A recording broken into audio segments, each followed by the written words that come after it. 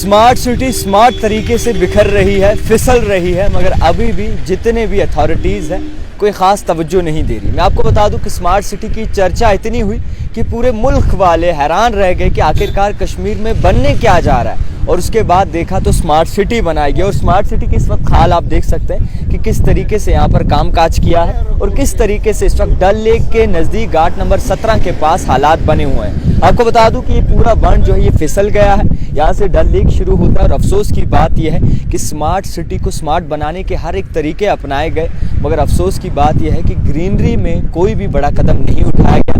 जितने भी पेड़ हैं वो उखाड़े गए। 1947 में जो है ये बंड बनाए गए थे। उसके बाद 2019 में करीबन इन बंड्स को जो है यानी कि यहाँ पर रिपेयरमेंट हुआ, बट इनको हाथ नहीं लगाया गया। और अफसोस की बात यहाँ पर ये है कि स्मार्ट सिटी में ये टाइल्स भी लगाए गए, मगर उसके बाद कोई तवज्जो जो है इसकी ओर नहीं दी गई।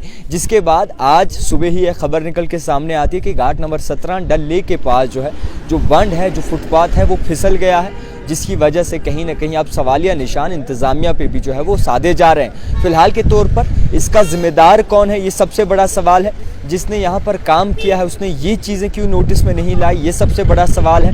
हर एक इक्विपमेंट्स आपके पास हैं, हर एक चीज़ें आपके पास है। मुग़ल की ज़माने की जो दीवारें हैं, जो इमारतें हैं, वो आज भी उतनी ही मजबूत हैं जितनी पहले हुआ करती थी। मगर अफसोस की बात यह है कि यहाँ पे जो टेक्नोलॉजीज़ और मुख्तलिफ ऐसी चीज़ें अपना कर ये चीज़ें जब आप बनाते हैं तो आज भी ये उसी तरीके से आर्जी हैं जिस तरीके से पहले हुआ करती थी। तो मैं आपको ये कहना ज़रूरी और लाजमी समझूंगा कि अफसोस की बात है कि इस वक्त ऐसे हालात यहाँ पर बने हुए हैं और जिस तरीके से कश्मीर में पानी सूख रहा है, बिजली नहीं मिल रही, कई सारी ऐसी चीज़ें सामने आ रही हैं, परेशानी के हालात बने हुए हैं। सबसे बड़ी खता यहाँ पर हमारी खुद की है और दूसरी खता एडमिनिस्ट्रेशन की है। एडमिनिस्ट्रेशन ने तो सड़कें बिल्कुल चकाचक कर दी, लाइटें 4 लगा दी और पेड़ जो भी थे उनको उखाड़ने की एक भरपूर कोशिश की। पेड़ जो यहाँ पर होते थे वो निकाल दिए गए। ये हमारा कहना नहीं बल्कि लोगों का कहना है। लोगों के कहने के मुताबिक यहाँ पर पेड़ हुए करते थे जिसकी वजह से ज़मीन की साख्त मजबूत रहा करती थी।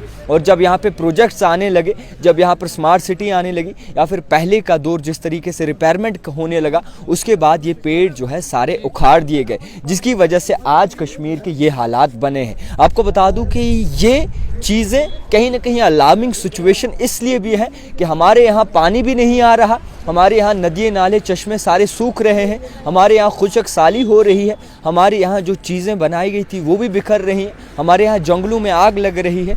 वजूहात सिर्फ इतनी है कि हम पेड़ जो लगे हुए हैं उसको भी उखाड़ कर इमारतें बनाते हैं, कैपेसिटी से ज़्यादा लोग बुलाते हैं और इसी के साथ साथ जो भी ग्रीनरी है उसको नेस्तो नाबूद करते हैं।